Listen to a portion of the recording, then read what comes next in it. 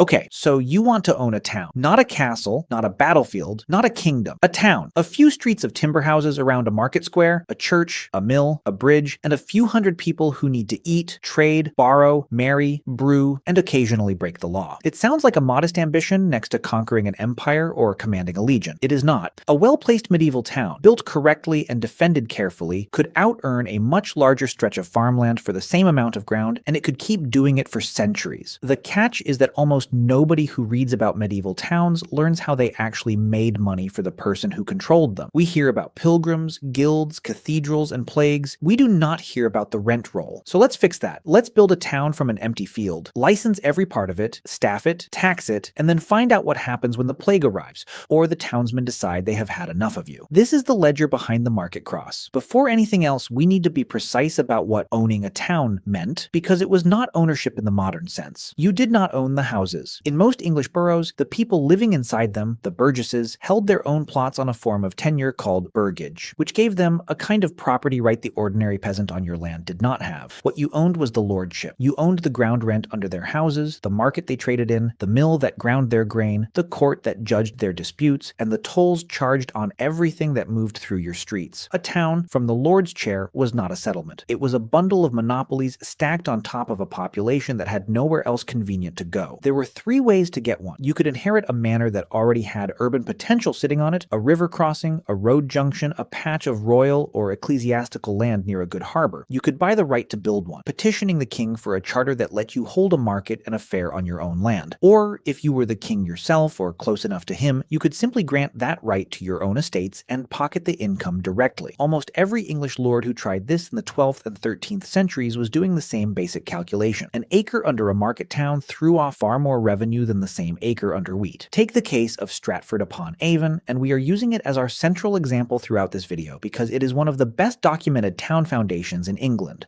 with a Domesday entry, a market charter, a 13th century survey, and a paper trail that historians have picked apart for a century. In 1086, the Domesday Book records the manor of Stratford as belonging to the Bishop of Worcester, valued at £25 a year, up from 100 shillings before the conquest, with a mill worth 10 shillings and 1,000 eels thrown in as part of the rent. It was ordinary agricultural land on a river, nothing more. In 1196, Bishop John de Coutances went to King Richard I and obtained a grant of a weekly Thursday market. According to the antiquarian William Dugdale, the bishop then laid out the town in regular plots and let them to settlers at a fixed quit rent of 12 pence a year each, with a strip of land attached to every plot. That 12 pence figure was not unusual. Historians working from dozens of English new towns have found that new town burgage rents were overwhelmingly set at round numbers, and a shilling a year, 12 pence, was the most common starting rate in the country. It was cheap enough to pull people in from the surrounding villages, and cheap enough that a bishop could fill up his new streets fast. By 1252, a survey of Stratford recorded around 240 burgage plots, along with dozens of smaller holdings called plaques, and a scatter of shops and stalls. Do the rough arithmetic. 240 burgages at 12 pence a year is 192 shillings, close to £12 a year, from ground rent alone, before you have touched the market tolls, the court fines, or the mill. One historian working from Ralph Bartlett's analysis of the Stratford Charter has pointed out that the same acreage would have brought in something closer to 16 shillings a year as ordinary farmland. Turning the field into a town multiplied the rental value of the ground by somewhere around 15 times. That is the entire logic of medieval town founding in one comparison. You were not selling land. You were selling access to a market, and access was worth vastly more than the mud underneath it. Of course, 12 pence a head was not going to fund a cathedral. The real money was never really in the rent. It was in the transactions that happened on top of it, and this is where the design of the town becomes a revenue machine rather than a housing estate. Start with the market itself, because a market charter was the single most valuable document a lord could obtain. It did not just permit trading, it usually granted some degree of protection against rival markets opening nearby, which meant the crown was effectively handing you a local monopoly on commerce. Every stallholder who wanted a pitch in your market square owed you stallage. Every trader who brought goods to sell paid tolls calculated by cartload, by pack, or by item, sometimes called pickage for breaking the ground to set up a stall, sometimes toll simply for the goods themselves. Weighing and measuring were also under your control, through instruments like the tron for weighing wool and bulk goods, and every use of the official scale cost a fee. None of this required you to grow anything, build anything, or make anything. You had simply positioned yourself at the one legal point where buyer and seller were required to meet, and you charged both of them for the privilege. Fairs multiplied that same logic across a wider radius and a longer calendar. Stratford's bishops did not stop at the 1196 market grant.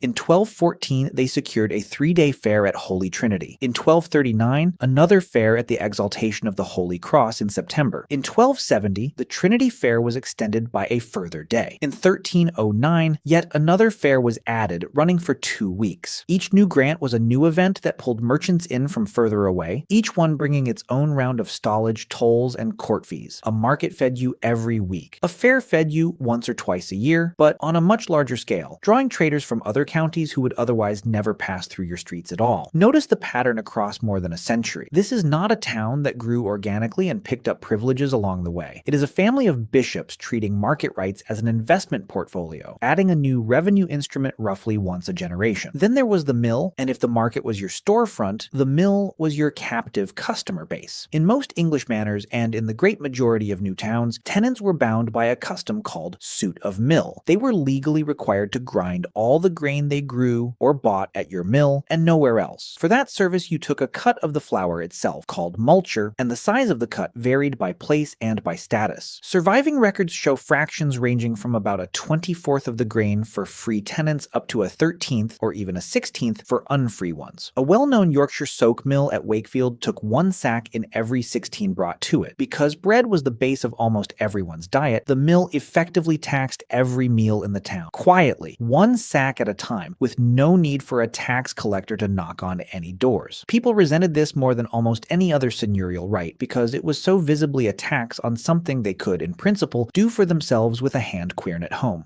So lords banned the querns. Tenants who were caught grinding their own grain at home faced fines and confiscation of the stone. The resentment this built up did not stay quiet forever. During the Peasants' Revolt of 1381, rebels broke into St. Albans Abbey specifically to dig up millstones the abbot had confiscated over the years and had set into the floor of his own parlor as a kind of trophy display of his authority over local grain. They smashed them in public. A revenue stream built on compulsion tends to leave a mark on the people paying it, and the mark does not always stay peaceful. Beyond the market and the mill sat the court, and the court was where a medieval lord monetized ordinary human behavior. Borough and manor courts, meeting regularly under names like the Leet or the Hall Mote, fined people for brewing bad ale, selling underweight bread, letting animals stray, fighting, failing to keep the ditches clear, and dozens of other small infractions of local custom. None of these fines were large individually. Collectively, across a town of a few hundred households meeting several times a year, they added up to a dependable trickle of income that cost you almost nothing to collect. Since the court itself was usually run by a bailiff or steward, you were already paying anyway. Which brings us to staff, because none of this ran itself. A working town needed a bailiff or reeve to manage the domain and preside over the court in the lord's name, a clerk to keep the rolls, a miller either employed directly or paying you rent to run the mill on your behalf, ale tasters drawn from the townsmen themselves to inspect quality and report violators, and enough muscle to keep order on market day when tempers and drink were both running high. These were not large salaries by later standards, but they were a fixed cost that had to be paid whether the harvest was good or bad, whether the fair drew crowds or rain kept everyone home. Layer on top of that the cost of maintaining what you actually owned outright: the market cross, the toll booth or market hall where tolls were collected and disputes settled, the mill building and its machinery, and often the bridge, if the town had one, since river crossings were themselves a separate toll-generating asset that needed constant repair against flood and rot. So far, this looks like a straightforward, if slightly exploitative, landlord's business. Here is where it becomes something closer to running a corporation you do not fully control. As towns grew wealthier through the 12th and 13th centuries, their burgesses increasingly wanted to buy themselves out of your direct supervision, and many lords, including the king himself, were happy to sell. The mechanism was called the firma burgi, the fee farm of the borough. Instead of the lord's officials collecting the market tolls, the court fines, and the rents piece by piece and keeping whatever they raised, the town's own leading men negotiated a single fixed annual sum they would pay every year regardless of how good or bad trade was,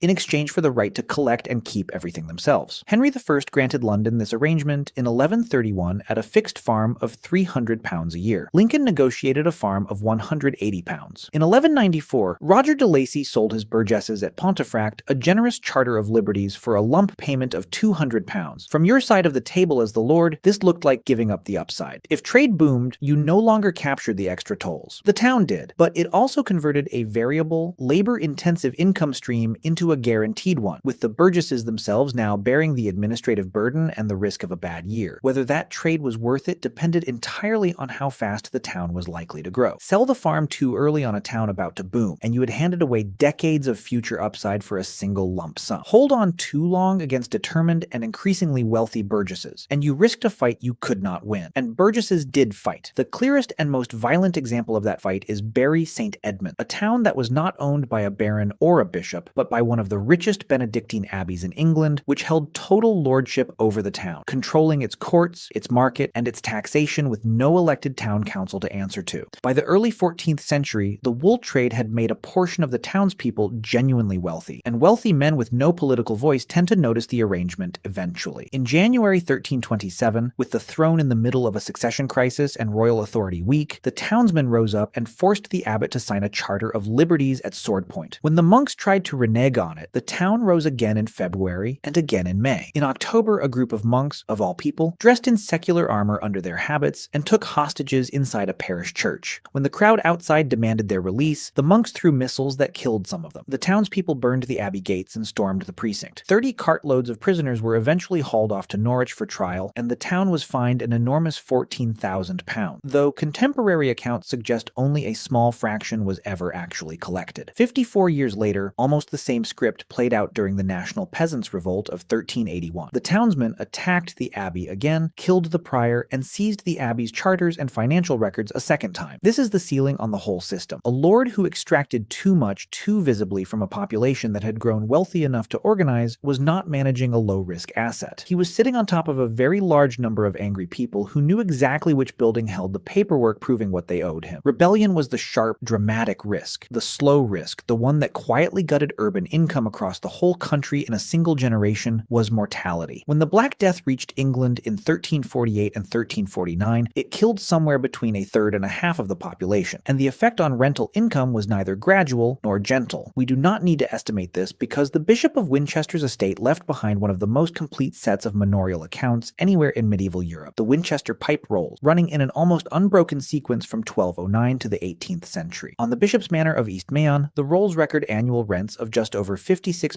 in 1302. By 1410, that figure had collapsed to roughly £17. Land lay vacant because there were not enough tenants left alive to take it up, and lords across the country were forced to cut rents, waive entry fines, and compete with each other to attract whatever tenants remained. A town depended on population density for almost every part of its income. Enough buyers to fill the market, enough grain being ground to make the mill worthwhile, enough households to fill the burgage plots. Halve the population and you do not just have one revenue stream. You weaken every single one of them at the same time, and it can take generations for rents and rolls to recover if they ever fully do. Fire was the third structural threat, and it needed no plague and no rebellion to strike. A market town built from timber, thatch, and packed households with open hearths and candlelit shops standing wall to wall was one dropped ember away from losing a street, and a lord's income from burnt-out burgage plots and empty market stalls did not wait politely for reconstruction. War and trade disruption worked more slowly but just as surely. A town that depended on a specific export, wool to Flanders, cloth down a particular river, could see its market tolls and fair income wither if the route was cut by war or the demand collapsed abroad, and there was very little a local lord could do about a disruption happening 2 countries away. So what did all of this actually add up to for you sitting at the top of it? There is no single surviving document that lays out a complete annual account for one English market town in the way a modern balance sheet would, so any total figure has to be built as a reconstruction from the separate pieces we do have evidence for, not read off a lost medieval ledger. Using Stratford's documented numbers as the base, roughly £12 a year from around 240 burgage rents, plus a market and, by the early 14th century, 4 separate fairs, plus a mill assessed at 10 shillings back in Domesday, and almost certainly worth several times that by the 13th century once multure is added on top, plus a steady trickle of court fines, a modest, well-run market town of this size was very likely bringing its lords something in the rough range of £30 to £50 a year by the 1200s. Treat that as an order of magnitude estimate rather than a precise figure. That was several times what the same acreage would have produced as farmland for a fraction of the labor, since the burgesses themselves now built the houses, ran the stalls, staffed the crafts, and mostly policed each other through the court. A successful town was not just more profitable than a village. It ran itself. But look at where that money actually went once it left your hands, because the honest answer complicates the picture of the lord simply pocketing it all. A meaningful share went straight back into upkeep. Mill machinery, bridge repair, the market hall, the bailiff's wages, the cost of defending your charter in court whenever a rival lord or the crown itself tried to chip away at your privileges. Another share, for towns that eventually bought their fee farm, stopped flowing to you at all and stayed inside the borough, where it increasingly funded a different set of winners entirely: the merchant oligarchy of aldermen and guild leaders who ran the town's own affairs once self-government arrived. Richard Kingsmill, the innkeeper we might mention from Basingstoke's records, built a fortune out of exactly this kind of position, trading in cloth, wool, and land alongside running his inn, before becoming the town's bailiff and eventually sitting in Parliament. That was the real long-run winner of a mature English market town. Not always the distant bishop or baron who founded it 2 centuries earlier, but the local merchant class who accumulated capital inside the fee farm system and converted commercial success into political control of the very borough that had once belonged outright to somebody else. So, was it worth owning a medieval town? For the founder in the first generation, almost certainly yes. A 12th century bishop or baron who converted a stretch of farmland into a chartered borough was executing one of the highest return real estate decisions available anywhere in the medieval economy, multiplying the rental value of his ground many times over for the cost of a royal charter and some surveying. For his successors 2 or 3 centuries later, the picture is murkier. Population collapse from plague could erase generations of growth almost overnight, wealthy burgesses could buy or fight their way out of your direct control, and a single bad decade of fire, rebellion, or disrupted trade could undo the patient accumulation of 100 years. The town itself, the streets, the market cross, the mill, kept standing through all of it because it was never really the Lord's creation to begin with. It was a machine for turning strangers, animals, and grain sacks into small, repeated, unavoidable payments, and machines like that tend to outlast whoever happens to be collecting the toll at any given moment.